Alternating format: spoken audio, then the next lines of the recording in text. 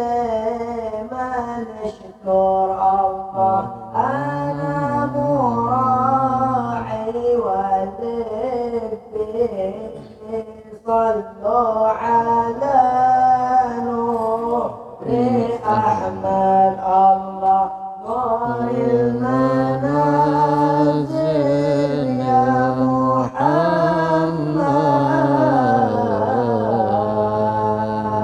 يا من خلق من نور ربي الله يا مكتومك باليولد اللهم صل وسلم وبارك عليه وعلى آله. الفاتحة لرسول الله محمد صلى الله عليه وسلم كافة الأنبياء والمرسلين وأولياء الصحابة والصالحين والوالدين الحاضرين المشايخنا أجمعين. الفاتحة أن الله يفتح علينا فتوح العارفين ويفاقهنا في الدين ويرزقنا كمال الأحلاث واللقين. ثم إلى روح العلماء والعاملين وأولياء الصالحين ووالدين الحاضرين ومشايخنا أجمعين أن الله يقبل من الجميع ويعفو عن الجميع ويسوس عن الجميع في الدين والدين والآخرة وإلى حضرة النبي محمد صلى الله عليه وسلم. الفاتحة. أعوذ بالله من الشيطان الرجيم. بسم الله الرحمن الرحيم. الحمد لله رب العالمين الرحمن الرحيم مالك يوم الدين إياك نعبد وإياك نستعين اهدنا الصراط المستقيم صراط الذين أنعمت عليهم غير المغضوب عليهم ولا الضالين آمين.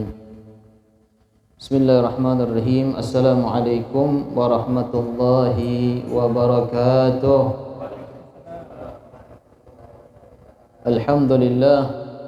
Alhamdulillahil fatih lima ughliq wa khatimin lima sabaq nasiril haqq bil haqq wal hadi ila siratikal mustaqim wa ala alihi wa ala ashabihi haqqa qadrihi wa miqdarihil azim.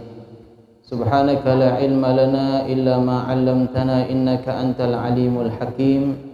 Rabbi shrah li sadri wa yassir li amri wahlul 'uqdatam min lisani yafqahu qawli bijahin nabi wa alihi.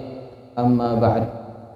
Pertama dan paling utama, marilah kita haturkan dasar puja beserta puji syukur kita kepada Allah Subhanahu wa taala, yang mana puja dan puji tersebut tidak bisa kita hitung dengan bilangan maupun hitungan, karena Allah Subhanahu wa taala telah menganugerahkan kepada kita berupa nikmat Islam, iman, ihsan, sehat wal afiat, sehingga kita masih diberikan kesempatan oleh Allah Subhanahu wa taala untuk duduk bersama-sama mendengarkan daripada syiar yang dibawa oleh Nabi kita Muhammad sallallahu alaihi wasallam. Insyaallah duduknya kita di sini di dalam majlis yang mulia ini, insyaallah kita diberikan keberkahan oleh Allah Subhanahu wa taala, diturunkan rahmat oleh Allah Subhanahu wa taala, dan diberikan pemahaman agamanya Allah. Amin ya rabbal alamin. Salawat beriring salam tidak henti-hentinya kita sampaikan buat junjungan Nabi agung kita, basyaran lakal basyar, hakikatnya seperti manusia akan tetapi tidak seperti manusia biasa. Siapa lagi kalau bukan sayyidina wa habibina wa syafi'ina wa qurrata a'yunina Muhammadin sallallahu alaihi wasallam. Allahumma salli wa sallim ala sayyidina Muhammadin wa ala alihi wa sahbihi ajma'in. Ahibba'il kiram, hadirin wal hadirat yang dimuliakan oleh Allah Subhanahu wa taala. Ketika Sayyidina Abu Hurairah beliau masuk ke pasar kota Madinah, lalu Abu Hurairah memanggil orang yang ada di pasar seraya menyeru kepada mereka, "Wahai kalian yang ada di pasar, kemarilah menghadap kepadaku." Lalu berbondong-bondong orang yang ada di pasar menghadap Abu Hurairah. Lalu Abu Hurairah mengatakan kepada mereka yang ada di pasar, "Apakah kalian tidak ingin mendapatkan warisan yang akan diberikan oleh Nabi kita Muhammad sallallahu alaihi wasallam?" Kaget ini orang yang di pasar. "Betul wahai Abu Hurairah, bahwasanya Nabi akan memberikan harta warisannya di dalam masjid? Kata Abu Hurairah, betul, Nabi akan memberikan harta warisannya di dalam masjid. Lalu berbondong-bondong mereka pergi ke masjidnya Nabi SAW. Sampai di masjid, mereka senang dari pasar ke masjid. Ini dapat ini warisan dari Nabi. Ketika sampai di masjid, yang dilihat oleh mereka, satu pun sepeser pun Nabi tidak memberikan harta warisannya di dalam masjid. Ketika mereka sampai di masjid, apa yang dilihat oleh orang yang dari pasar tersebut? Ada yang sedang sholat, yang satunya lagi ngelihat ada yang sedang yaqra'unal Quran, sedang membaca Al-Quran. Yang satunya lagi ngelihat ada orang yang belajar tentang hukum halal dan haram. Pulang mereka kecewa dengan Abu Hurairah. Ini Abu Hurairah sudah dusta sama kami. Kami sampai ke masjid, buru-buru kami ke masjid mau mendapat warisan yang diberikan oleh Nabi, sampai di masjid tidak ada. Lalu mereka pulang sambil dalam hatinya pengen marah sama Abu Hurairah. Kebetulan Abu Hurairah ini cerdas, ya, sahabat yang dekat dengan Nabi SAW, yang paling banyak meriwayatkan hadis dari Nabi SAW. Itu nunggu mereka di pasar sengaja. Pulang mereka dari masjid ke pasar, lalu dijumpai Abu Hurairah. Wahai Abu Hurairah, kami sudah ke masjid. Dengan saranmu, engkau mengatakan Nabi SAW akan memberikan harta warisannya di dalam masjid. Ketika kami sampai di sana, sepeser pun kami tidak dapat warisan tersebut. Apa kata Abu Hurairah? Apakah kalian tidak ingat sabdanya Nabi Muhammad SAW? Innal anbiya'a la yuwarrithud dinaran wala dirhaman walakin warathal ilma. Sesungguhnya para anbiya itu tidak mewariskan dirham ataupun dinar, akan tetapi yang diwariskan adalah ilmu. Inilah ilmu yang ditinggalkan oleh Nabi kita Muhammad SAW. Yang pertama adalah salat. Salat ini adalah ilmu yang ditinggalkan oleh Nabi kita Muhammad SAW tanpa perantara. Nabi Isra Mi'raj, sering kita dengar Nabi Isra Mi'raj, beliau ke Sidratul Muntaha meminta keringanan, meminta waktu salat. Sampai Nabi ngobrol dengan Allah di dalam ibadahnya. At-tahiyatul mubarakatus salawatut thayyibatu lillah ila akhiri. Itu langsung Nabi minta salat, ibadah, menyembah kepada Allah Subhanahu wa taala, bukan perantara melalui malaikat Jibril, akan tetapi langsung Nabi diundang oleh Allah Subhanahu wa taala di dalam perjalanan Isra dan Mi'rajnya Nabi kita Muhammad sallallahu alaihi wasallam. Ini warisan yang ditinggalkan oleh Nabi adalah salat. Salat itu hubungan antara manusia, antara makhluk dengan Rabbuh, dengan Tuhan. Jadi kita punya perantara, silah, Pak. Sama kalau kita punya jawal HP. Ini HP kita kalau tidak ada jaringan, bisa tidak kita pakai? Tidak bisa, palingan buat selfie. Ya, buat foto-foto, video. Kalau jaringannya tidak ada, putus, tidak bisa kita berhubungan dengan sanak kerabat ataupun dengan sohib yang lainnya. Itu jaringan. Bagaimana kita makhluk, jaringan hubungan tali rantai kita kepada Allah Subhanahu wa taala itu harus terjalin. Banyak orang mengatakan kalau orang tidak sholat tidak usah didekatin. Karena kenapa? Dia sama Allah saja tidak beradab, apalagi dengan manusia. Betul? Sahih. Jadi kalau tidak didekatin, tidak sholat dia. Sampai meninggal, sampai wafat, tidak disolatin kecuali sholatnya di masjid. Ya, hadirin wal hadirat. Ada orang kampung kita sholat 5 waktu tidak pernah di masjid. Sholat id kadang-kadang sholat, kadang-kadang tidur.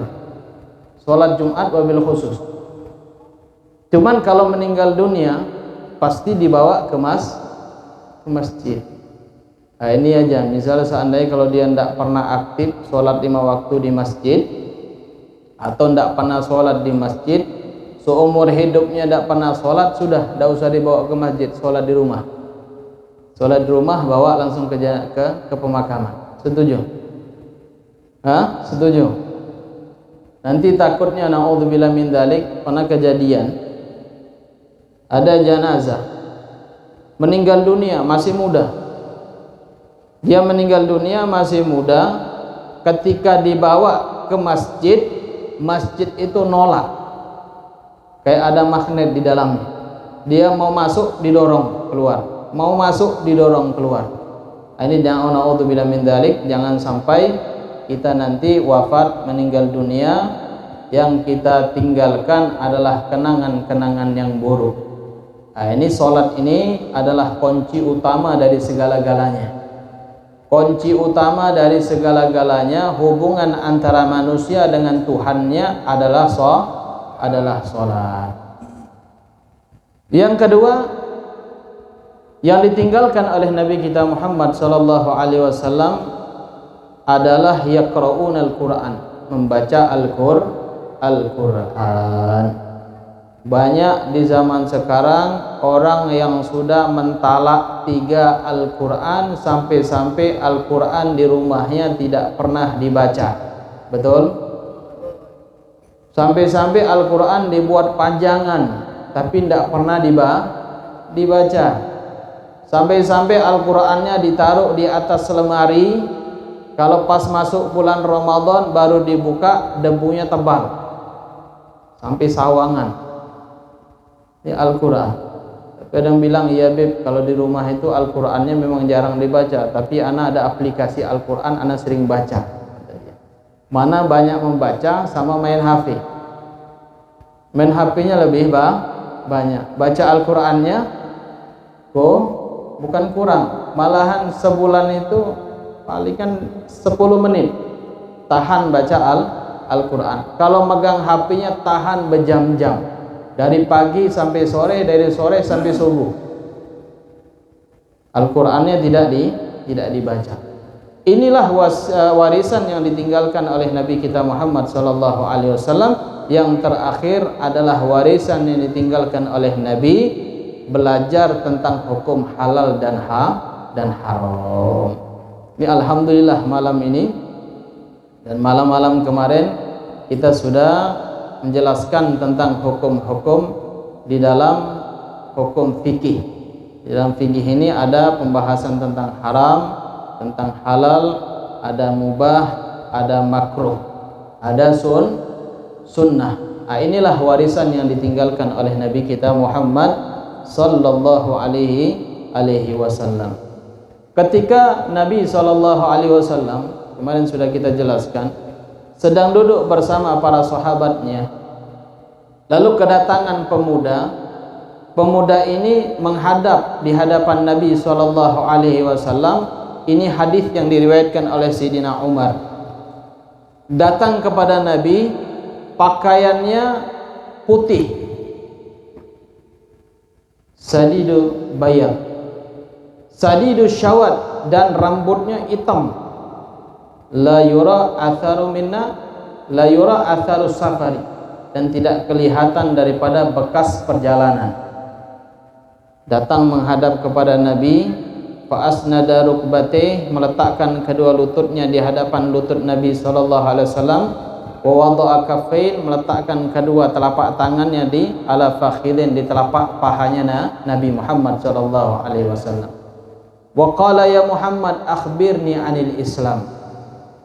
Dia bertanya kepada Nabi tentang Islam. Dijawab oleh Nabi. Nanti bakal kita jelaskan. Setelah itu bertanya lagi, ma huwal iman. Lalu dijawab oleh Nabi kita Muhammad sallallahu alaihi wasallam.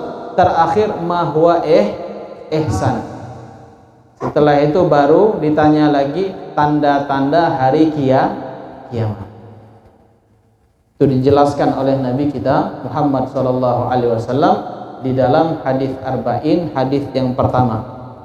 Kalau antum ke pasar atau di perpustakaan dibaca hadis, hadis Yang pertama, yang kedua hadis setelahnya. Yang pertama innamal a'malu binniyat. Setelahnya baru pembahasan tentang mahwal Islam, mahwal iman, mahwal ihsan. Ini yang mengajarkan siapa? Yang mengajarkan, yang datang di hadapan Nabi adalah malaikat Jibril. Sebenarnya Rasulullah itu sudah tahu. Rasulullah sudah tahu, tapi hanya untuk menegaskan, menekankan kepada para sahabat bahwasanya Islam, iman, ihsan itu wahyu yang datangnya dari Allah melalui malaikat Jibril. Jadi apa yang kita sampaikan di dalam kitab-kitab fikih itu semuanya intisari di dalam Al-Quran, intisari di dalam hadisnya Nabi kita Muhammad sallallahu alaihi wasallam. Jadi Imam Syafi'i dan imam-imam yang lain itu mengambil daripada Al-Quran, hadis, ijma' dan qiyas, dimasukkanlah di dalam lembaran-lembaran kitab, yaitu buku. Jadi generasi sekarang ini cuman tinggal makan baik. Kalau dalam bahasa itu, makanan sudah dihidang, ya sudah siap saji, itu tinggal nyomot masuk mulut, selesai. Kalau ulama dulu dia harus ada, yang pertama harus paham di dalam lughah, bahasa Arab itu banyak Pak Bu ya, bahasa Indonesia nya banyak, bahasa daerah itu juga banyak bahasa daerah, wabil khusus bahasa Arab. Jadi utama diantaranya harus paham bahasa. Kita saja kalah, bahasanya saja kita tidak paham. Kayak mana mau istimbat ngambil dari Al-Quran dan hadis, dari bahasanya saja kita sudah kalah. Setelah itu mereka hufadzul Quran, mereka hafal Al-Quran, dan mereka juga hafal hadisnya Nabi Muhammad sallallahu alaihi wasallam. Kita kadang-kadang baca Al-Quran saja salah-salah, makhraj hurufnya, tasydidnya, panjang pendeknya, itu banyak salah. Kadang-kadang dia mengatakan, sudahlah, kita tidak usah pakai madhab, pegang Al-Quran sama sunnah sudah cukup, kata dia. Bacanya salah. Kalau dalam bahasa kita bahasanya apa? Belepotan. Belepotan, dia mau tanpa bermadhab. Maka kita ngikutin madhab Imam Syafi'i. Apa yang disebutkan di dalam ibadah dari Al-Quran dan hadis, ijma' dan qiyas yang disebutkan oleh Imam Syafi'i, kita ibadahnya apa yang diatur oleh madhab tersebut. InsyaAllah mudah-mudahan kita selamat. Ahibba'il kiram, hadirin wal hadirat yang dimuliakan oleh Allah Subhanahu wa taala. Arkanul Islam khamsatun.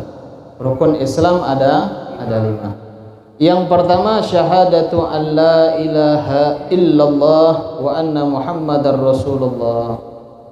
Syahadatu tayaqqunu wa i'tiqad. Syahada berkeyakinan atau kami bersaksi tiada Tuhan selain Allah dan Nabi Muhammad adalah Rasulnya Allah, atau pesuruh Allah, atau utusan Allah. Wa huwa fil aslil ma'bud walau bi ghairi haqq, wal muradu huna al ma'bud bi haqqin. Di sini awal kalau orang mau masuk ke dalam agama Islam, pasti dia dituntut untuk mengucap 2 kalimat syahadat. Ada sebagian orang kafir atau bahasanya non muslim, orang kafir mau masuk Islam, misalnya datang sama antum, Pak, saya mau masuk Islam Pak, saya ngeliat Islam itu bersih, istinjaknya Masya Allah, waktu sholatnya tertib, semua ibadahnya diatur oleh di dalam Al-Quran dan hadisnya Nabi, dan saya sering mendengar, saya ingin masuk Islam. Ketika dia mau masuk Islam, ia panggil berapa orang untuk menyaksikan ketika dia mengucapkan 2 kalimat syahadat. Biasanya kalau orang kafir itu datang, Pak Bu, dia nanya dulu, bisa tak Pak Ustaz, saya ini belum bersunat, katanya. Saya ini belum sunat. Boleh tak masuk Islam? Tak sunat dulu, katanya. Yang antum suruh sunat dulu atau mengucap 2 kalimat syahadat?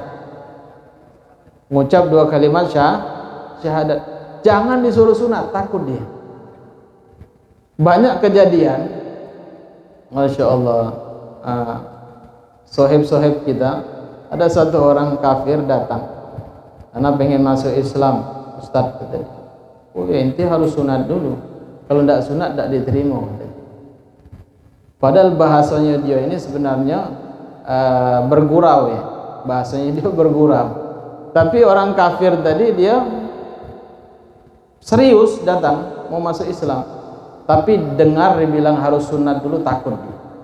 Tidak jadi, maaf Pak Ustadz, saya tidak jadi masuk Islam karena saya takut sunat. Masya Allah. Ketika orang datang masuk Islam sudah ya, ditalkinkan, dibacakan 2 kalimat syahadat. Ketika yang datang tersebut mau masuk ke dalam agama Islam harus memenuhi 6 syarat. Syarat yang pertama al-aqlu, harus berakal. Tidak sah dia kalau tidak berakal. Misal kalau orangnya agak stres atau agak kurang, kalau bahasa kita kurang seperempat, ya datang misalnya, ayo masuk Islam deh, ya, istilahnya tidak berakal, itu tidak sah dia masuk ke dalam agama Islam. Atsani, yang kedua, al-bulugh. Syarat orang masuk ke dalam agama Islam dia harus baligh. Dalam undang-undang juga Pak Bu, kalau ada anak-anak yang belum baligh mau masuk Islam jangan ditalkinkan syahadat. Ngomong dulu sama orang tuanya, boleh atau enggak anaknya ini masuk Islam. Kalau orang tuanya enggak boleh, dia ditalkinkan Islam, nanti kita dituntut. Kita dituntutnya masuk kita ke penjara kalau menurut undang-undang Islam. Ya, hati-hati, jangan sembarangan. Kecuali kalau dia sudah baligh, itu dia boleh memilih agama manapun. Kalau orang kafir dia punya anak, anaknya boleh agama apapun boleh.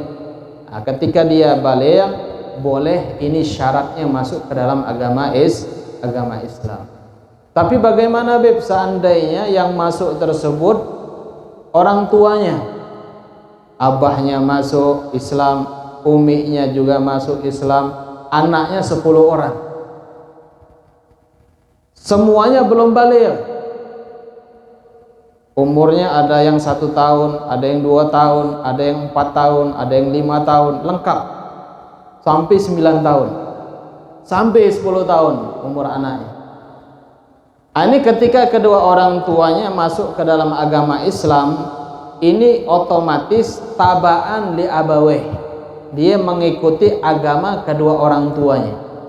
Kalau orang tuanya sudah mengucap 2 kalimat syahadat, otomatis anaknya masuk ke dalam agama Islam. Kalau dia belum baligh.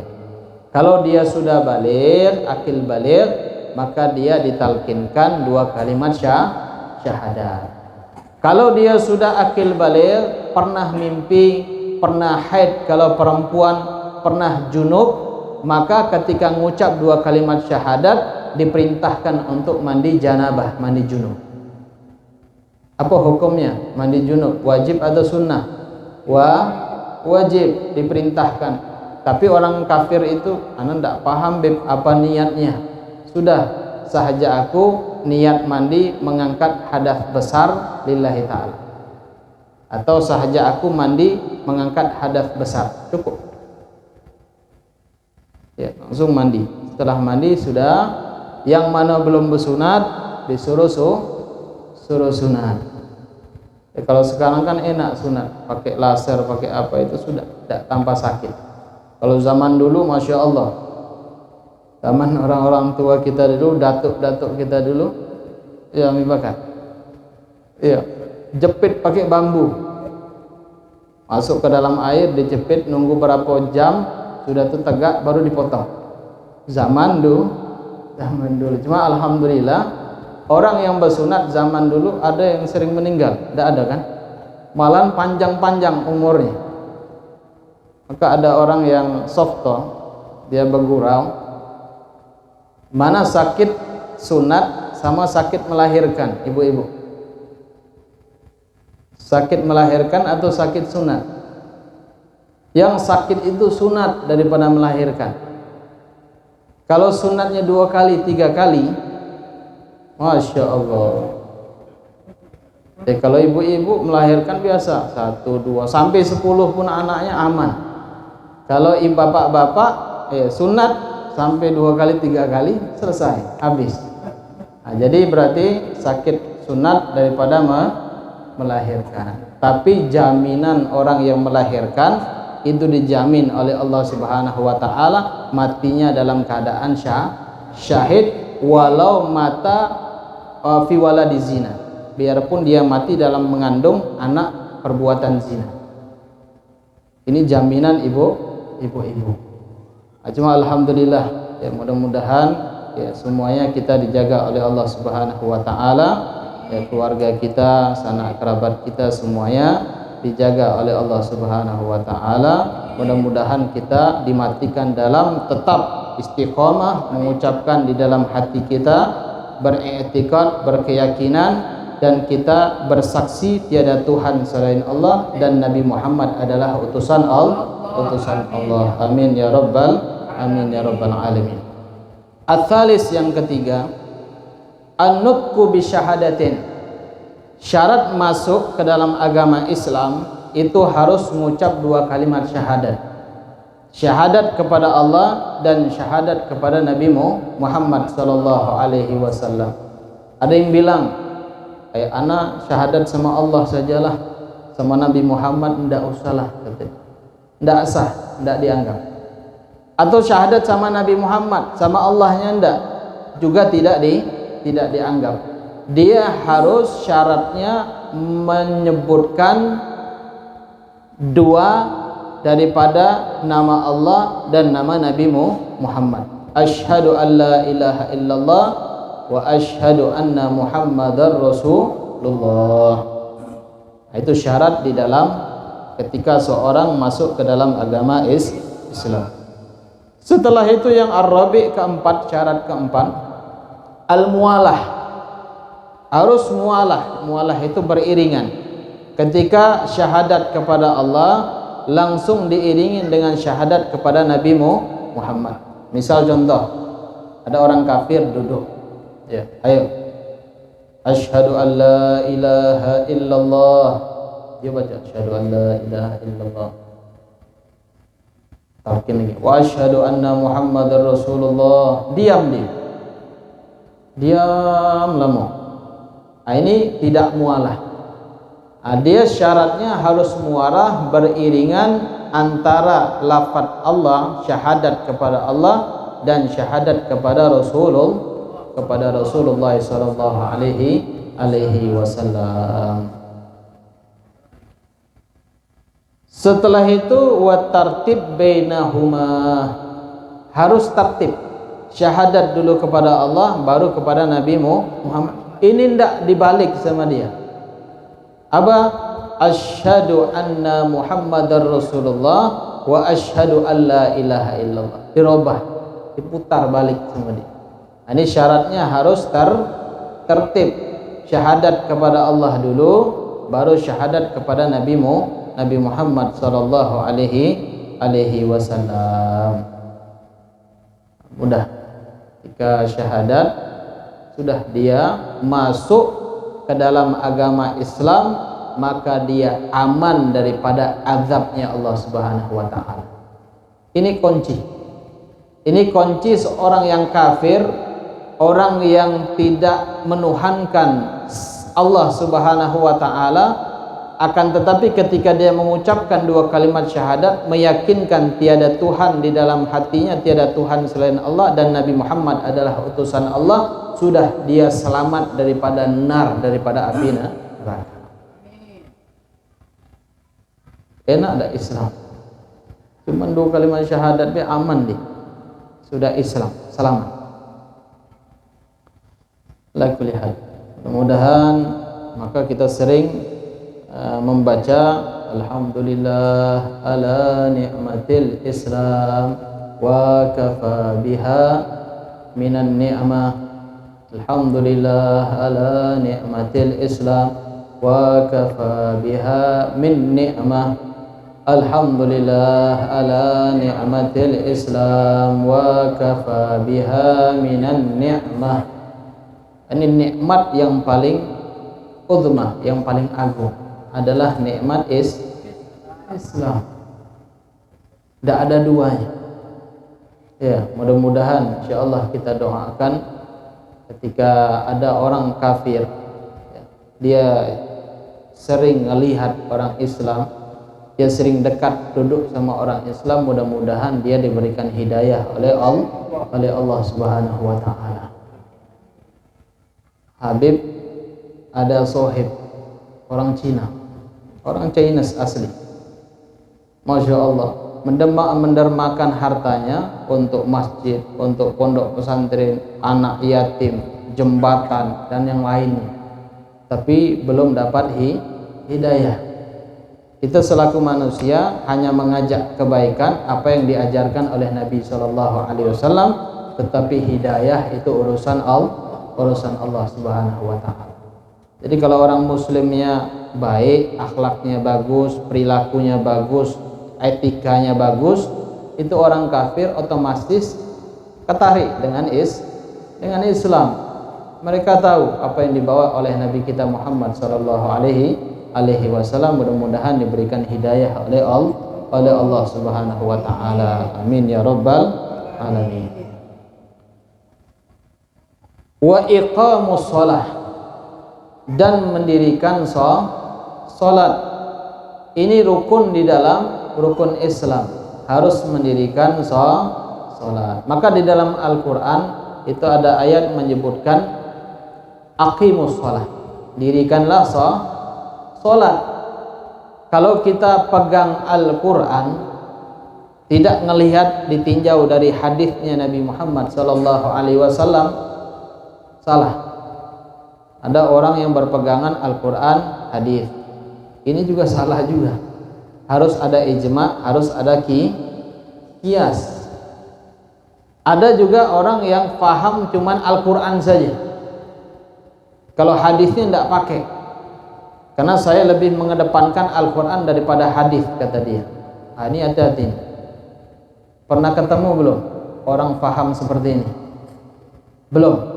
Nah, nanti bakal ketemu. Itu sudah dari dulu hanya pegang Al-Quran tapi hadisnya tidak. Ada yang pegang hadis tapi Al-Qurannya dibuang. Ada juga yang pegang Al-Quran dan sunnah hadis tapi ijma dan kiasnya dibuang sama dia. Banyak. Ini hati-hati paham-paham yang seperti ini. Jadi dalam Al-Quran perintah Allah Subhanahu wa taala untuk melakukan salat, perintahnya. Tapi tidak ditegaskan tata cara, rakaat, kapan waktunya, tidak ditentukan oleh Allah Subhanahu wa taala di dalam Al-Qur'an.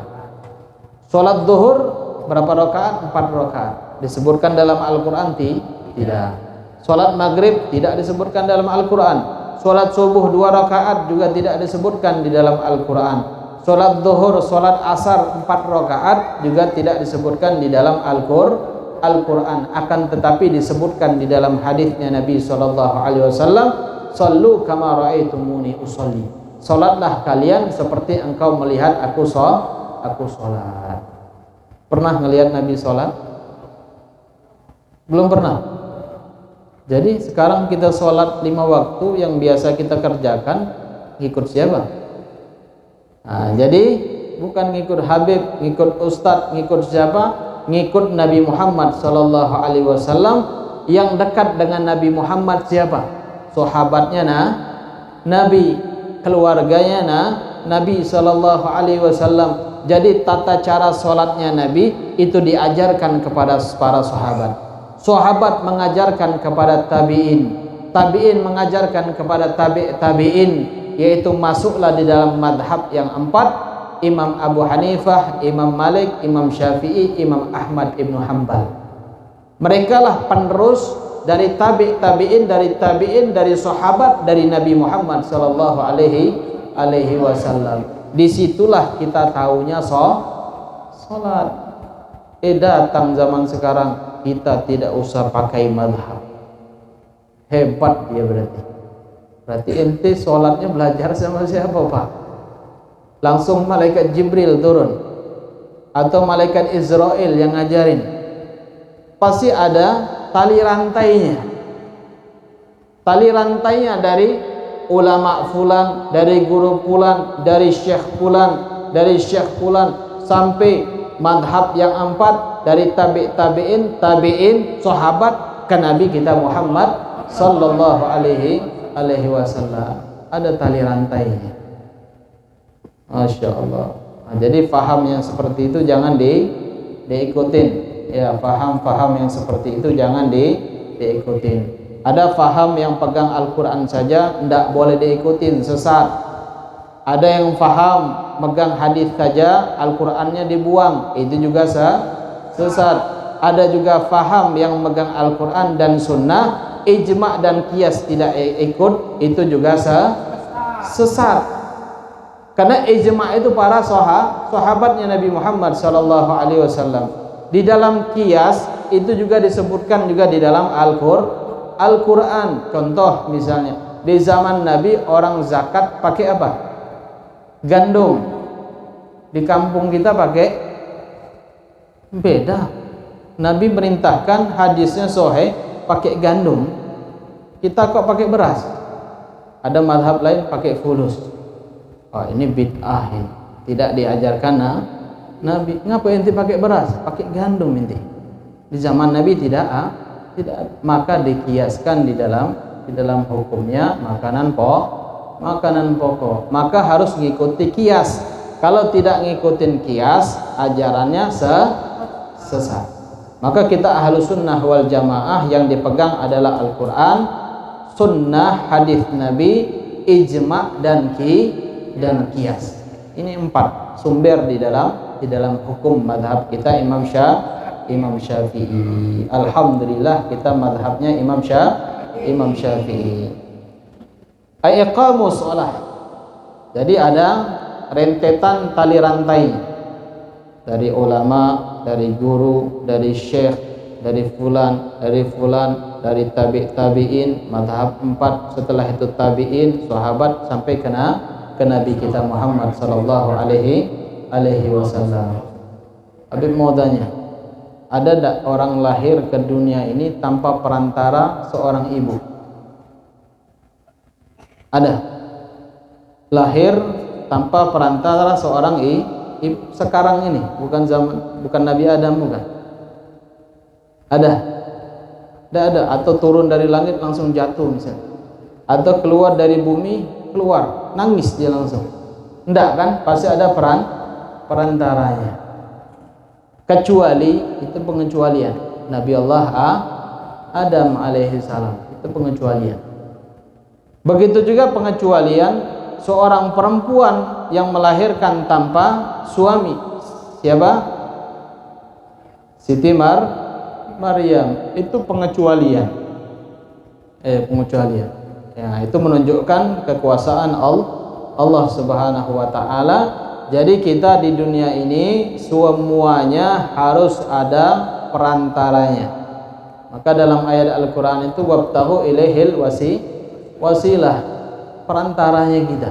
Dari guru ke guru, dari guru ke guru, dari syekh ke syekh, dari tabi'in, setelah itu dari tabi'in, dari sahabat langsung ke Nabi kita Muhammad sallallahu alaihi wasallam. Dari situlah kita tahu salatnya kita. Ahibba'il kiram, hadirin wal hadirat yang dimuliakan oleh Allah Subhanahu wa taala. Salat di dalam bahasa ad-doa. Salat itu doa di dalamnya. Dari awal ya dimulai dengan takbiratul ihram, ditutup dengan salam. Adapun di dalam bahasa, di dalam syariat disebutkan salat itu aqwalun wa af'alun muftatahatun bitakbir wa muhtatamatun bitaslimi ghaliban. Salat itu aqwal, ada ucapan. Takbiratul ihram, Allahu akbar. Tidak boleh orang salat langsung diam baik dia harus ada ucapan. Wa af'al, ada perbuatan. Ada berdiri, rukuk, i'tidal, sujud, duduk di antara dua sujud. Itu dikatakan salat. Muftatahatun bitakbir, dibuka dengan takbiratul ihram, wa muhtatamatun bitaslim, dan ditutup dengan salam. Tapi ada yang bilang, Beb, ada orang fiilnya saja.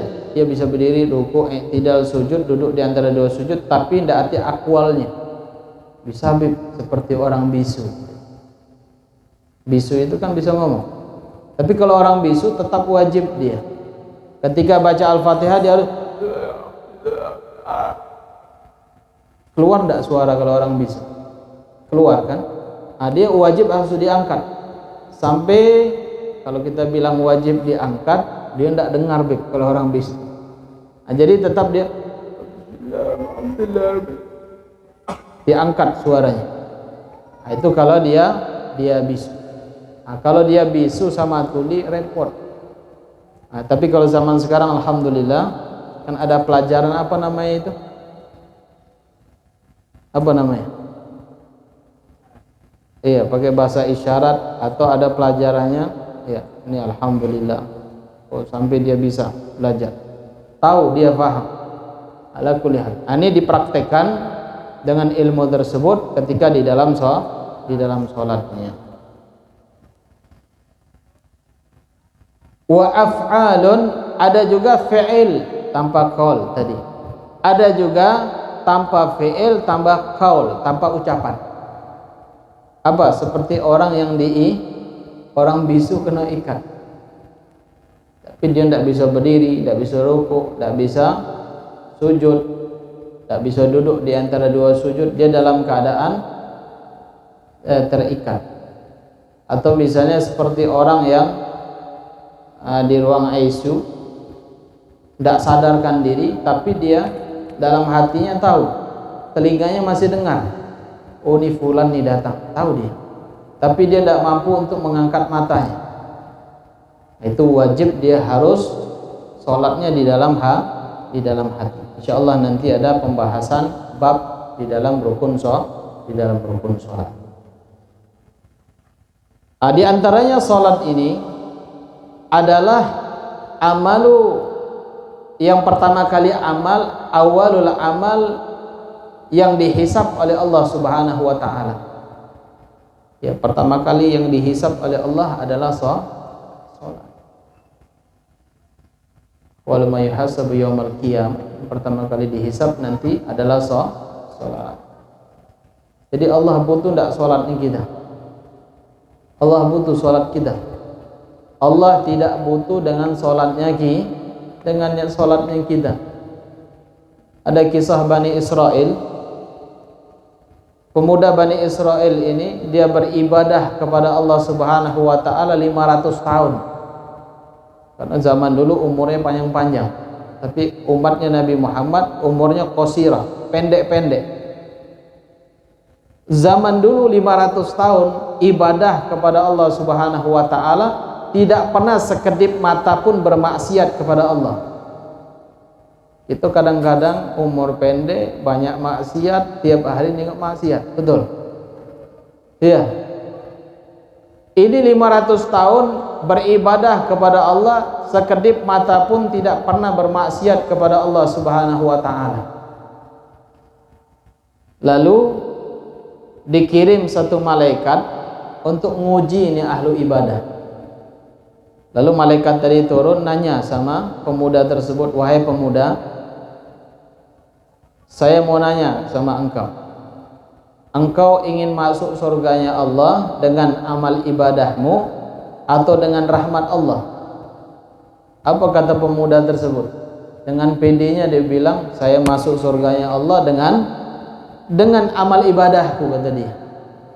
Kalau dibandingkan dengan kita, dia 500 tahun tidak pernah maksiat, ibadahnya taat kepada Allah Subhanahu wa taala, wajar dia pede dengan ibadahnya dia. Kita Masya Allah, ya Pak Bu ya, subuh mungkin kalau dihitung setahun, mungkin setengah tahun tidak sholat subuh. Jangan kan sholat subuh, sholat isya wabil khusus. Ada juga yang 5 waktu ya, semuanya digarap habis sama dia, ditinggalin semua. Kepedean pengen masuk surga, kepedean pengen masuk surga. Ada modal, sudah punya modal kita masuk surga? Belum kan? Nah, tapi kalau yang Bani Israel itu dia masuk akal, 500 tahun tidak pernah sekedip mata bermaksiat kepada Allah, tapi dia mengatakan saya bakal masuk surganya Allah dengan amal ibadah. Akhir malaikat tadi naik lagi ngadu kepada Allah, ya Rabb, ini hambamu yang taat ibadahnya, dia mengatakan masuk surgamu dengan mengandalkan amal ibadahnya. Turun lagi malaikat tersebut. Kebetulan ini pemuda, ya, meninggal dunia. Ketika dia meninggal dunia, dengan dialog dia antara malaikat tersebut, ditimbanglah, diperintahkan oleh Allah untuk menimbang amal ibadahnya dengan rahmat yang Allah, yang nikmat yang Allah berikan kepadanya. Amal ibadah 500 tahun ditimbang, sama nikmat mata yang Allah berikan ditimbang juga. Tidak tahunya nikmat mata itu lebih berat timbangannya daripada amal ibadahnya 500 tahun. Diseret sama malaikat, mau masuk ke dalam neraka. Akhirnya dia pasrah, ya Rabb, aku ingin masuk ke dalam surgamu dengan rahmatmu. Jadi kita berharap kepada Allah, mudah-mudahan kita dimasukkan oleh Allah Subhanahu wa taala di dalam surganya karena rahmat Allah. Kalau kita andalkan amal ibadah kita, sedekah kita, zakatnya kita, puasanya kita, amal jariyahnya kita, taatnya kita, tidak ada apa-apanya. Kadang rajin ibadah, sombong dikit selesai Pak ibadahnya Pak. Ya, kita rajin ibadah nih, datang timbul penyakit hati, sombong, mukhbitul amal, amalnya sia-sia. Itu sombong sedikit. Nah, ini hati-hati, harus kita jaga. Kita punya hati taat, rajin ibadah. Ya sudah, kita pasrah sama Allah, taatnya terus, kita doakan teman-teman sohib yang lain yang belum bisa taat, kita doakan mudah-mudahan dia taat ibadah kepada Allah Subhanahu wa taala. Ahibba'il kiram, hadirin wal hadirat yang dimuliakan oleh Allah Subhanahu wa taala. Kalau pembahasan tentang salat, ada satu orang perempuan. Ini perempuan umurnya kurang lebih 15-16 tahun. Belum nikah dia. Kebetulan ditakdirkan oleh Allah wafat ini perempuan. Wafat ini perempuan dibawa oleh kakaknya, kebetulan kakaknya dari luar. Kalau bahasa kita, kalau kakak yang lebih di atas adik-adiknya, ada kakak, biasanya merantau ya. Dalam bahasanya merantau. Kebetulan kakaknya tadi dapat berita adiknya meninggal dunia. Pulang dia dari rantauan. Ketika pulang sampai ke pemakaman, sudah nyolatin adiknya, sampai ke pemakaman, kebetulan dia punya dompet jatuh. Misal kita punya dompet ini kan macam-macam, dalam ada KTP, ada ATM, ada surat-surat di dalamnya, masuk ke dalam makam adiknya, jatuh, ditutuplah, ditimbun. Setelah ditimbun pulang dia. Ketika pulang kakaknya ini pegang kantongnya, nah hilang dompet. Akhirnya dia ingat jatuh di dalam liang lahat kuburan adiknya. Datanglah dia ke warga, kalau bahasanya ke kepala desanya. Saya ingin bongkar makam adik saya, kebetulan dompet saya jatuh.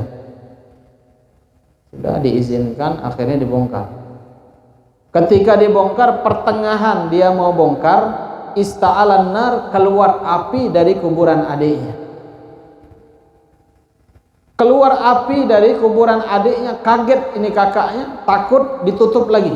Lalu dia pulang, ngomong sama ibunya, wahai ibuku, kemarin kebetulan saya di pemakaman, dompet saya jatuh di dalam kuburan adik, dan saya ngomong sama kadesnya minta dibongkar, mau ngambil kartu surat-surat yang penting di dalam. Setelah dibongkar, ngomong sama ibunya, ketika pertengahan saya bongkar, wahai ibu, keluar api dari kuburan adik. Lalu ditanyakan sama pemuda tersebut, anak tersebut, wahai ibuku, apa sebabnya? Apa kata ibunya? Wahai anakku, adikmu ketika dia dari balighah, ketika dia sudah akil baligh, aku perintahkan untuk dia melakukan sholat, dia enggan untuk melakukan sholat sampai keluar waktunya. Itu sebab akibat daripada orang yang meninggalkan sholat. Jadi kalau kita, Pak Bu, punya anak, itu wasiatnya yang pertama buat wasiat, wahai Ananda, anakku, janganlah engkau pernah meninggalkan sholat 5 waktu. Kita wasiat sama anak kita. Kita ajarkan anak kita untuk dia melakukan sholat ibadah kepada Allah. Jadi kalau dia ibadahnya rajin, taat, patuh kepada Allah Subhanahu wa taala, hubungan dia dengan Allah baik, insya Allah semua pekerjaannya dunia dan akhirat bakal sempurna. Itu wasiat daripada as-salafun salih. Wasiat daripada orang-orang soleh dulu, mereka memerintahkan anaknya untuk memperbanyak ibadah kepada Allah Subhanahu wa taala, biar hubungan dia dengan Allah baik. Wabil khusus begitu juga ketika dia hubungan antara urusan dunia ataupun urusan akhiratnya akan disempurnakan oleh Allah Subhanahu wa taala. Mudah-mudahan yang hadir ya, kita taat ibadah, rajin sholatnya, insya Allah. Mudah-mudahan sholat kita tidak kita tinggalkan, insya Allah. Mudah-mudahan kita diberikan kekuatan oleh Allah Subhanahu wa taala. Wabil khusus Bu, Pak ya, sholat subuh, betul. Maka Habib punya syekh di Yaman itu, Syekh Tohan. Ketika pengajian lagi taklim, belajar, habis belajar santri ngomong, wahai syekh, di kampung kami di Indonesia atau di Jawa, masjidnya masya Allah, bisa besar bisa kecil. Kaget syekh, oh berarti yang bangun ini wali nih, kata dia. Berarti yang bangunnya wali min auliya'illahi ta'ala, kata syekh. Kaget santri ini, bukan syekh, maksudnya kalau subuh itu masjidnya lapangnya luas. Kalau pas Jumat, Idul Fitri, Idul Adha itu sempit masjidnya. Masya Allah. Nah itu keadaan kita sekarang. Banyak orang yang membangun masjid bertingkat-tingkat, mewah, megah, Masya Allah. Itu ibadah, betul ibadah. Tapi kita memilih membangun sesuatu yang lebih penting daripada itu. Membangun apa? Karakter. Membangun karakter seseorang yang bisa dia nanti menyambung lisannya Nabi kita Muhammad sallallahu alaihi wasallam. Kalau bangun-bangun itu mudah, bangun yang bertingkat-tingkat itu mudah, tapi membangun karakter, membangun akhlak, kepribadian seseorang itu yang sangat sulit. Ahibba'il kiram, hadirin wal hadirat yang dimuliakan oleh Allah Subhanahu wa taala. Nah, itu yang kedua. Wa iqamus shalah. Nah, jadi intinya jangan ninggalkan salat.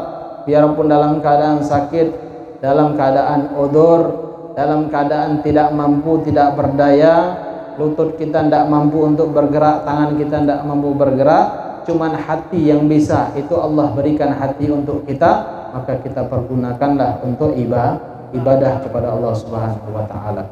Ats-tsalis, yang ketiga, ita'uz zakah. Mengeluarkan zakat. Ita'u huwal i'ta.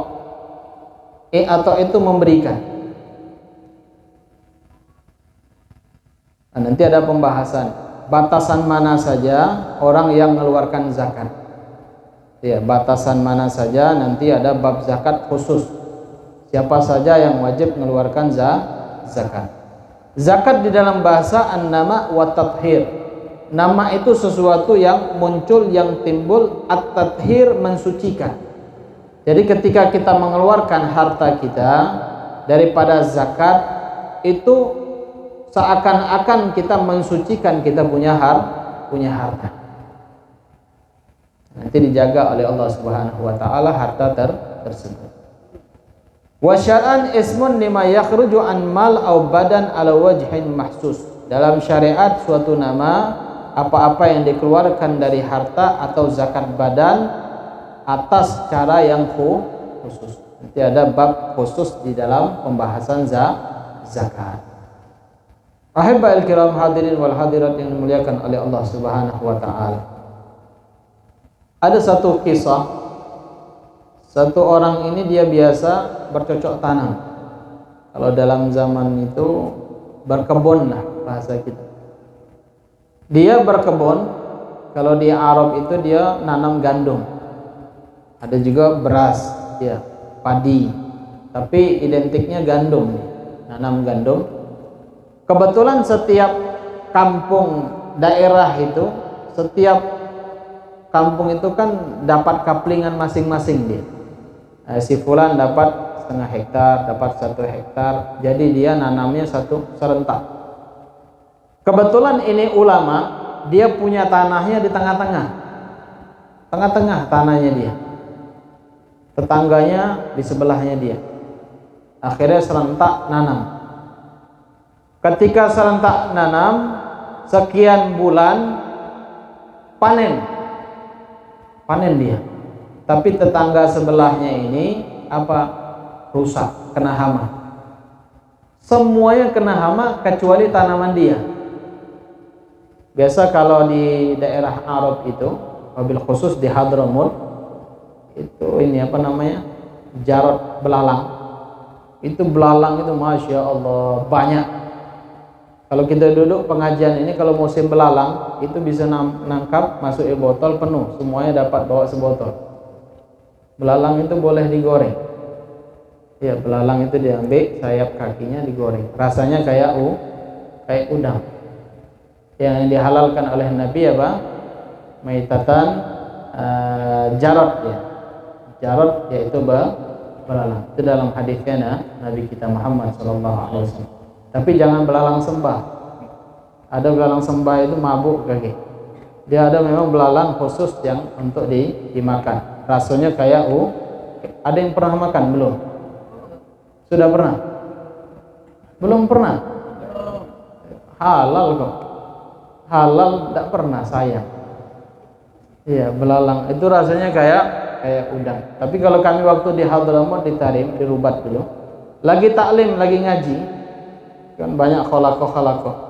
Itu kalau musim belalang, besar-besar belalang sekilannya. Jadi kalau nangkap ayo sohib itu ada yang lagi taklim sambil masukin belalang. Masya Allah, ya namanya santri kan biasa lah. Kalau yang aneh-aneh itu suka deh. Belalang itu ditangkap, dapatlah satu botol. Sudah selesai taklim itu nangkap lagi dia. Nah, baru digoreng. Nah, itu halal. Nah, diperbolehkan untuk dimakan. Tapi jangan belalang sembah ya. Tahu belalang sembah? Nah, itu biasanya mabuk. Ya. Itu dihalalkan. Jadi ini ulama, dia punya ladang, punya tanaman, tidak diserang hama sedikit pun, tapi tetangga sebelahnya habis semua kena hama. Lalu datang ini tetangganya ke rumahnya, ngobrol cerita-cerita. Kalau dalam bahasa pertanian, inti ini pakai pupuk apa itu? Atau pakai racunnya racun apa? Sudah itu pestisidanya apa? Kalau zaman sekarang, pestisidanya apa? Oh, pakai merek ini, pakai merek ini, merek itu, dan yang lainnya lah. Sudah itu pupuknya memuaskan hasilnya, kata dia. Pupuk apa? Tapi ulama ini bilang, sebenarnya saya tidak pakai pupuk, Pak, tidak pakai pestisida, tidak pakai racun apa-apa, tapi alhamdulillah hasilnya memuaskan. Kok bisa, kata dia? Mudah, kata ulama tadi. Awal ketika saya menabur benih, kata dia, dari benih yang saya beli itu sekian persennya saya sedekahkan kepada orang yang membutuhkan. Ketika dia sudah muncul beberapa daun, itu saya punya uang, saya sedekahkan sama orang. Ketika dia panen dan hasil zakatnya saya keluarkan. Kenapa kata ulama tersebut? Karena muamalah saya dengan Allah baik, maka saya punya harta dijaga oleh Allah Subhanahu wa taala.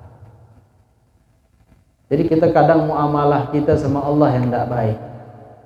Ya, muamalah kita dengan Allah yang tidak baik. Jadi kalau muamalah kita baik dengan Allah, hak-haknya kita berikan, lebih daripada zakat, sedekah kita berikan, insya Allah harta kita dijaga oleh Allah Subhanahu wa taala.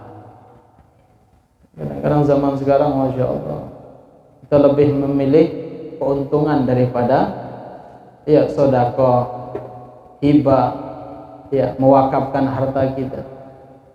Itu manusia. Maka dimasukkanlah di dalam rukun Islam kita zakah. Karena kenapa? Karena Allah Subhanahu wa taala itu tahu makhluk yang Allah ciptakan di muka bumi ini dia punya sifat bukhul, pelit. Maka diwajibkan daripada harta, tanaman, ternak, barang tambang dan yang lainnya untuk dikeluarkan zakatnya. Karena kenapa? Allah itu faham sama manusia. Allah itu faham dengan makhluk yang Allah ciptakan, karena manusia itu bukhul, pelit, lokek kalau bahasa Jambi, madid. Nah, itu maka dikeluarkan zakat karena dimasukkan di dalam rukun Islam. Seandainya kalau tidak mau mengeluarkan zakat, ya kalau tidak ada perintah zakat di dalam Al-Quran, yakin tidak mau mengeluarkan zakat. Ini sudah ada dalilnya dari Al-Quran, dari hadis, tidak mau mengeluarkan zakat. Padahal zakat itu untuk menjaga hartanya, mensucikan hartanya dijaga oleh Allah Subhanahu wa taala. Makin banyak dia mengeluarkan zakat, sedekahnya, makin banyak akan dimunculkan keberkahan di dalam hartanya. Kalau zaman dulu Pak Bu ya, kita punya nenek-nenek dulu melihara ayam kampung. Melihara ayam kampung itu telurnya 10 kadang 12. Dijual, sisanya dimakan, digoreng. Dijual, anaknya bisa sekolah. Misalnya dia naik lagi kelasnya, tingkatannya perguruan tinggi atau SMP, SMA. Kan dananya kan butuh lebih tinggi lagi. Jual ayamnya. Sudah jual ayam. Nanti ayam yang baru beranak itu besar lagi, bertelur lagi, baru jual lagi. Terus kayak itu sampai sarjana anaknya. Sampai sukses anaknya gara-gara ayam. Kenapa? Karena berkah. Kita melihara ayam 10.000 ayam, ndak atik sikapun anaknya yang sukses sekolah. Ya, 10.000 ayam, satu pun anaknya tidak sukses. Orang dulu itu ayamnya cuma 5 ekor. 5 ekor ayamnya tapi anaknya sukses. Karena kenapa? Karena Allah beri keberkahan di dalam hewan ternak. Jadi intinya keberkahan. Jadi lama-lama keberkahan itu tetap diberikan Allah. Tapi tergantung muamalah kita dengan Allah Subhanahu wa taala. Kalau muamalah kita baik, insya Allah harta kita diberikan keberkahan oleh Allah Subhanahu wa taala dan ditambah oleh Allah Subhanahu wa taala. Cuma kalau hitung-hitungan ya, kalau orang ekonomi hitung-hitungan, kalau dikeluarin banyak ngeluarin. Misal 1 M ngeluarin sekian, Pak, ini kurangnya banyak. Kalau hitung-hitungan, ya kalau hitungan. Tapi kalau sama Allah itu jangan hitung-hitungan, Pak. Kalau ngeluarin sedekah, kalau bisa tangan kanan yang ngeluarin, tangan kiri tidak tahu. Ya, ini kadang-kadang masya Allah sedekahnya hebat zaman sekarang. Taruh beras, taruh telur, ayo Pak, foto dulu sebentar. Di selfie-nya foto. Untuk apa? Untuk pamer atau untuk ini? Dokumentasi. Alasan baik itu dokumentasi. Iya, postingan untuk riak ya. Tapi ada yang bilang enggak, Beb. Saya posting itu taruh di ini status WA itu supaya ngajak orang berlomba-lomba dalam kebaikan. Ya Allah hasabuniyah, tergantung niatnya dia, tergantung dia masing-masing. Dan mudah-mudahan sama niatnya dengan apa yang diniatkan oleh orang-orang yang saleh. Di Hadramut pernah kejadian ada satu orang tujar. Satu orang tujar ini dia ngambil gulanya dari luar, tapi perantaranya melalui kapal. Sama kayak kita di Tungkal kan, daerah Riau atau daerah Nipah Panjang, itu muamalahnya pakai kapal zaman itu. Kalau sekarang baru darat. Dia mesan gula itu 1 pompong, kalau bahasa kita 1 pompong itu besar, pompong kapal besar. Gula semua dipesan sama dia. Jadi saya pesan gula ya lewat laut ini. Kalau di zaman di Hadramut itu lewat Mukalla sudah dipesan. Ini ulama dia pesan gula untuk dagang. Ketika dapat kabar berita kapalnya ini tenggelam, dia ada kapal gandeng ya, kapal gandeng. Saya bilang ini kapal tongkang ini tenggelam, kata orang ini. Dapat berita dari ulama ini. Apa kata ulama tersebut? Wallahi saya tidak percaya. Wallahi saya tidak percaya bahwasanya gula yang saya pesan itu dia tenggelam habis dimakan air. Saya tidak percaya. Karena kenapa? Karena saya sebelum saya beli ini gula, sebelum dia jalan lewat laut tersebut, saya sudah mengeluarkan zakat. Saya yakin apa yang dikatakan oleh Nabi SAW, ma talifa malun fil bar wala bahr illa biman zakat. Tidak bakal musnah harta di daratan ataupun di lautan kecuali orang yang menahan daripada zakatnya. Sedangkan saya sudah mengeluarkan zakatnya lebih dulu. Yakin dia dengan sabdanya Nabi Muhammad SAW. Lalu merapat ini kapal. Ketika merapat dia ngelihat, betul ini, selamat ini gulanya. Tapi yang tenggelam yang mana? Yang satunya. Mungkin tidak ngeluarin zakat.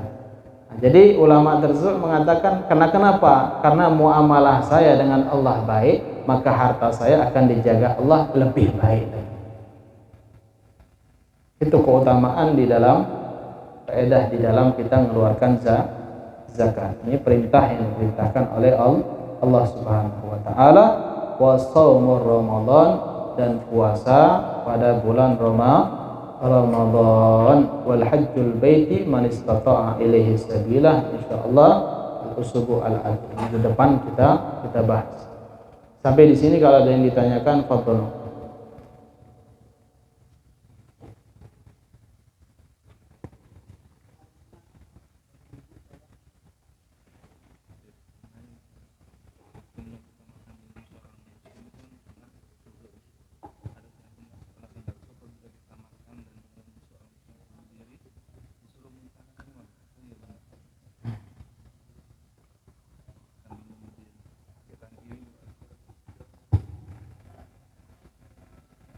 Nah, di sini ya ada yang bertanya, Kalau kita makan dalam keadaan berdiri, minum dalam keadaan berdiri, menggunakan tangan kanan, apakah makanan minumannya harus dimuntahkan? Tidak. Ya. Makan dan minum itu, kenapa dianjurkan untuk kita dalam keadaan duduk? Dan begitu juga menggunakan tangan yang kanan. Karena kita menggunakan tangan yang kanan, pertama, ketika kita menerima rizki yang Allah berikan kepada kita, kita sambut dengan tangan yang baik atau tidak? Dengan tangan yang baik, yang bagus. Contoh misalnya, ada orang ngajak kita salaman. Sunnah salamnya, musafaha kita, pakai tangan kanan atau tangan kiri? Antum pakai tangan kanan, Habib tangan kiri misalnya. Apa perasaan ente? Apa perasaan antum?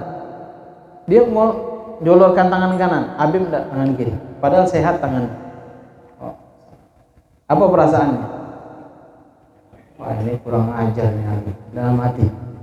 Enggak ada adab, enggak ada akhlak sopan santun. Nah, jadi ketika kita menerima, memakan sesuatu dari rezekinya Allah Subhanahu wa taala, adabnya menggunakan tangan kanan. Begitu juga ketika duduk, makan dalam keadaan posisi kita duduk, ini disunnahkan oleh Nabi kita Muhammad sallallahu alaihi wasallam. Boleh ngangkat kaki kanannya satu. Karena kenapa? Karena jangan terlalu banyak masuk ke dalam lambung kita, maka diganjal dengan kaki satu. Iya. Kalau pengen makannya full, pesilo. Ya, kalau pengen full pesilo. Tapi sabda Nabi sallallahu alaihi wasallam, "At-thulus lisyarat wa thulus lil akal wa thulus litanafus." Sepertiga untuk makan, sepertiga untuk minum, sepertiga untuk bernapas. Ini sunnah yang disunnahkan. Kalau sepertiga diangkat kaki, masuk akal. Sepertiga yang masuk. Kalau pengen setengah, berarti taruh kakinya bisa diangkat, berarti full dia. Dikasih napas, jangan tidak dikasih napas. Kadang masya Allah makannya separuh sini, minum sampai tenggorokan ini. Kalau keluar air, jangan. Ya. Sunnah Nabi sepertiga makan, sepertiga untuk minum, sepertiga untuk bernapas. Kadang orang kita ini dibabat habis sama dia, tidak dikasih untuk napas lagi.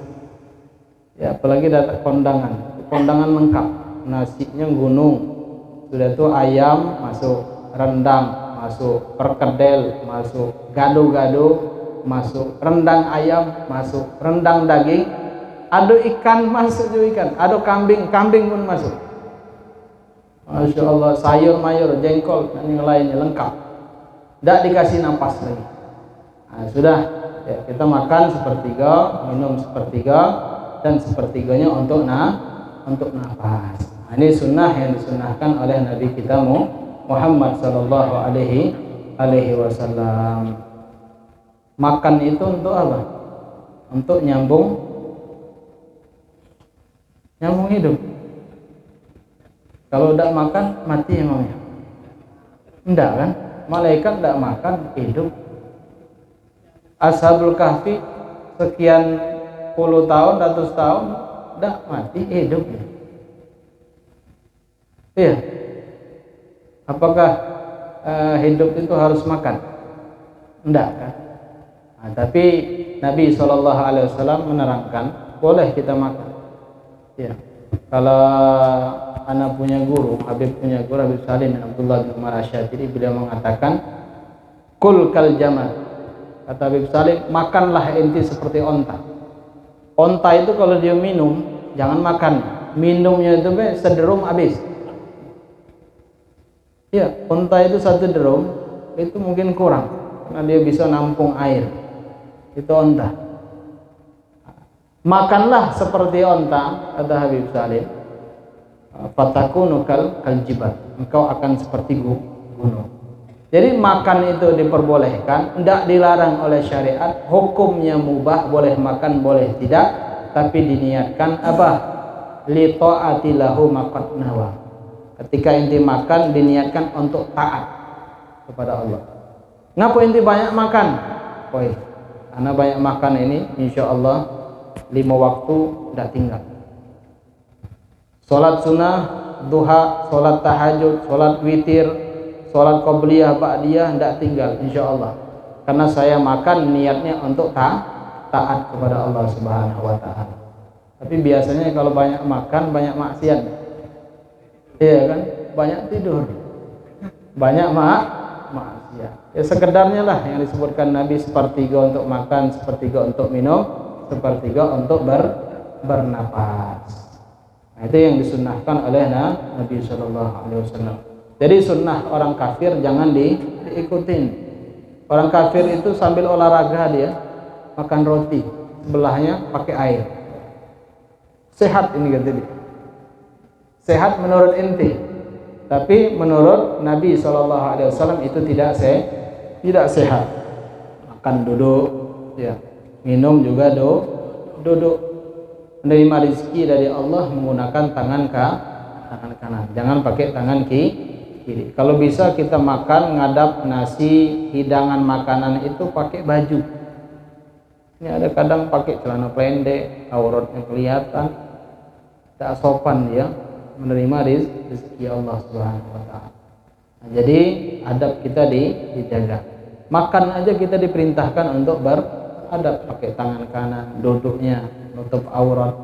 Ya kalau bisa ngadap kiblat sambil makan, baca doa, diakhiri dengan doa, diniatkan makannya untuk ketaatan kepada Allah Subhanahu wa taala.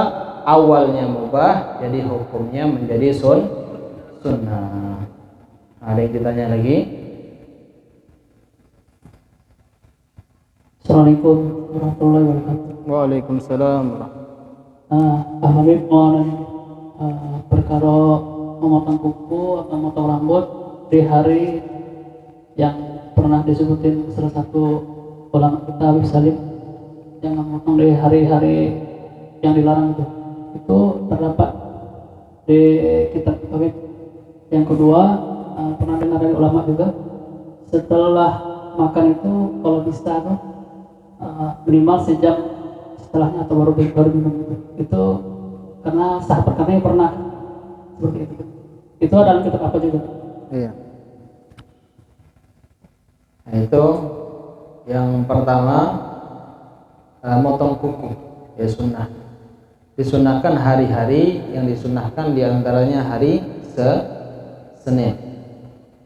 Begitu juga hari Kamis, hari Jumat.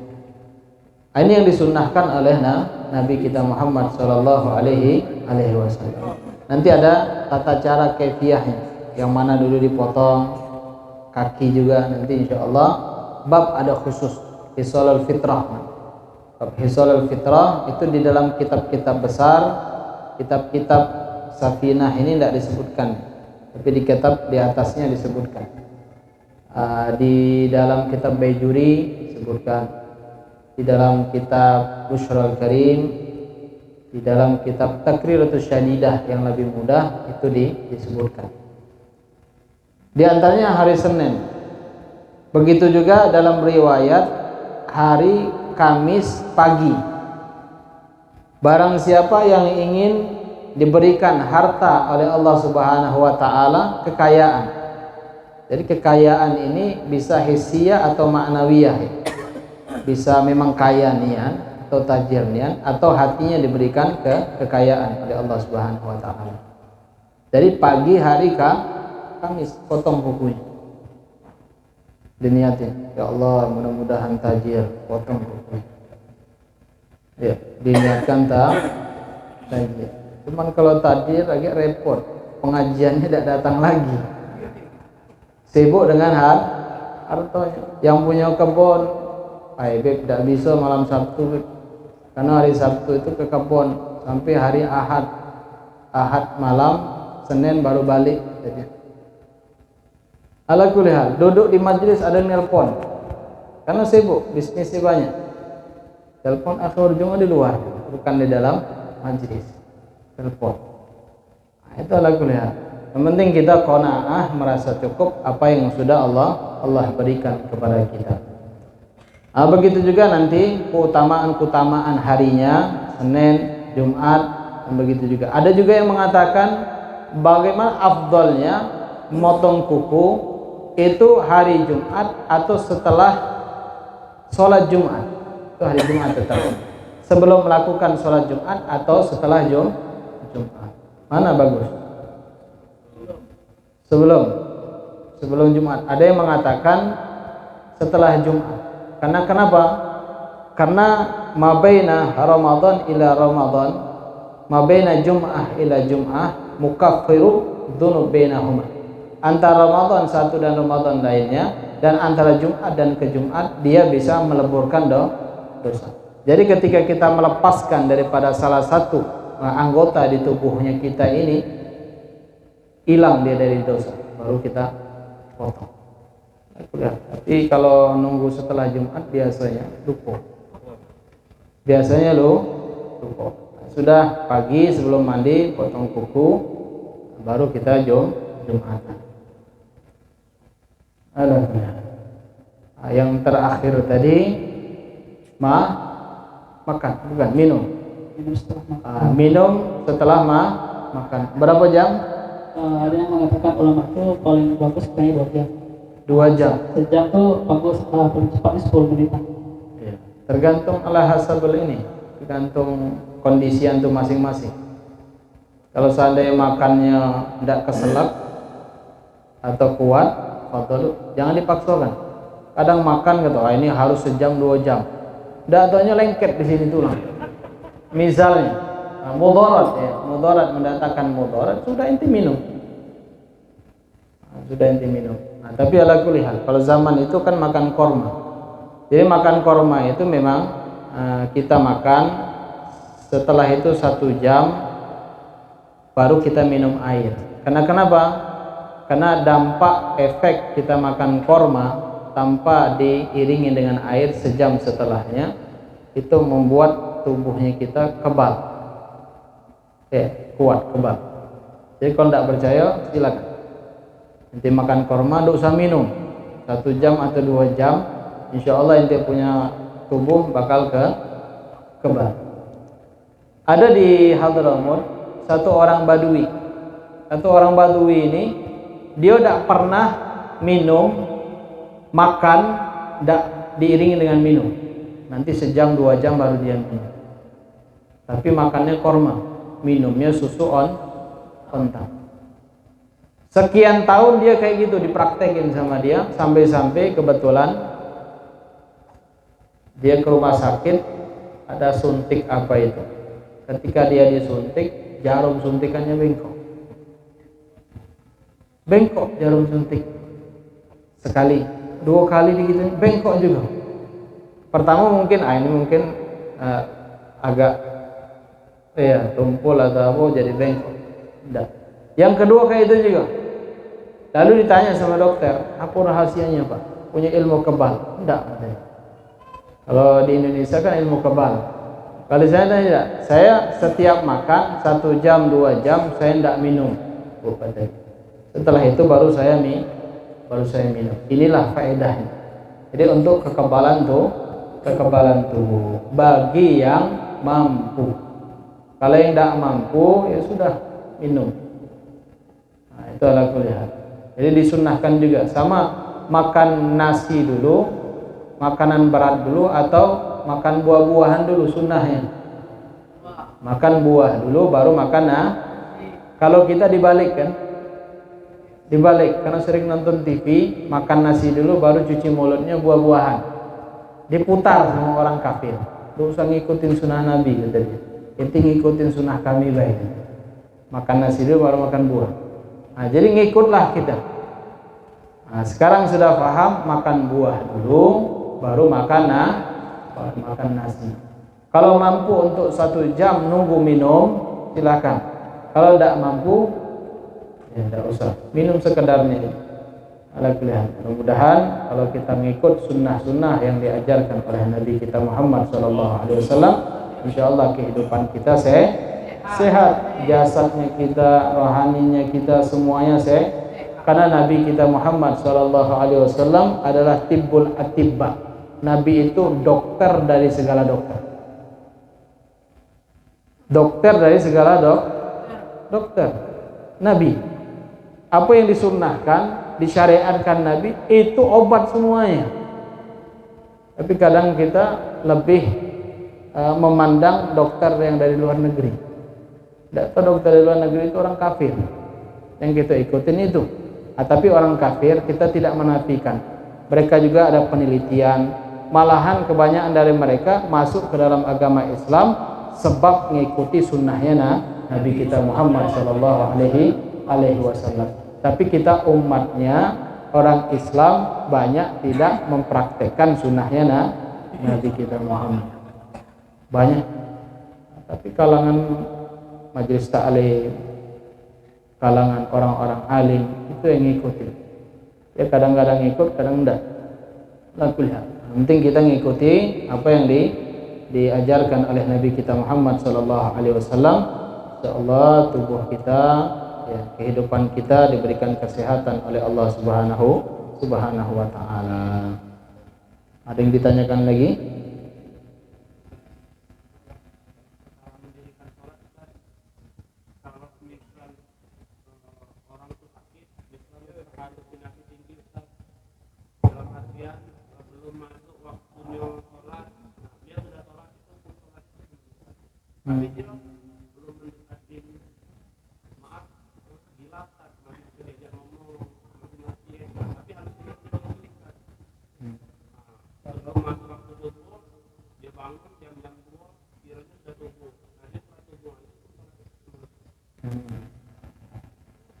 Nah, itu ada sebagian orang kalau dalam bahasanya keturunan, ada gilanya itu 1 tahun sekali, ada gilanya 5 tahun sekali, ada gilanya dia 24 jam, ada juga dibilang gila enggak, dibilang sadar juga tidak.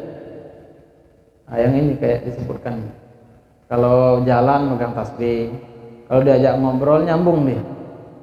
Ente dari mana? Dari begitu.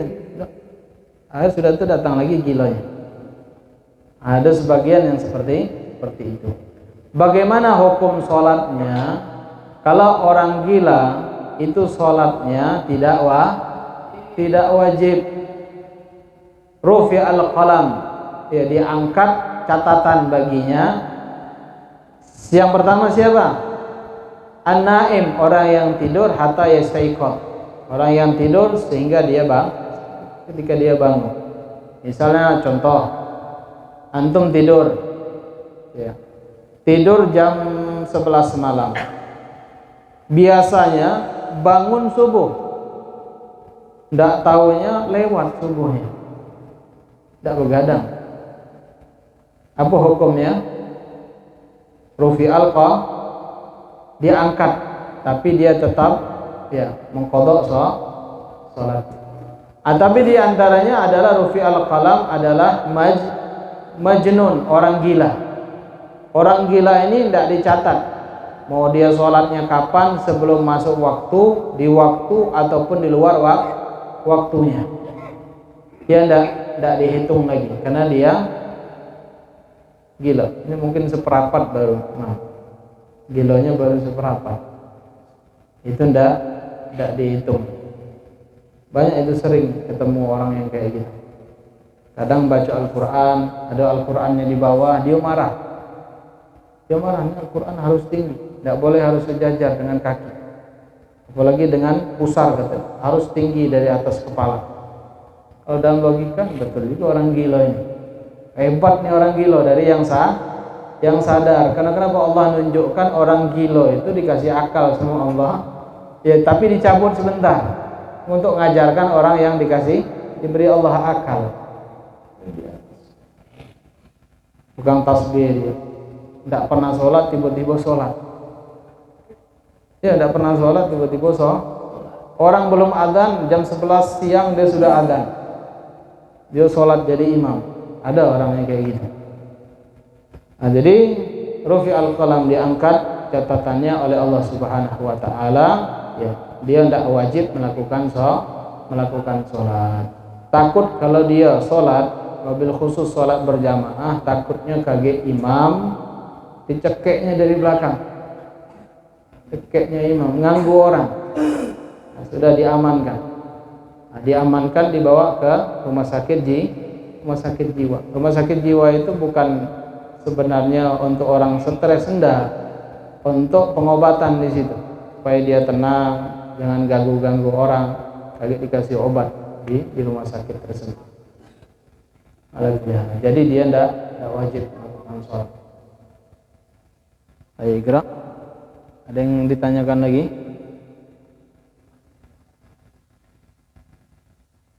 Alas.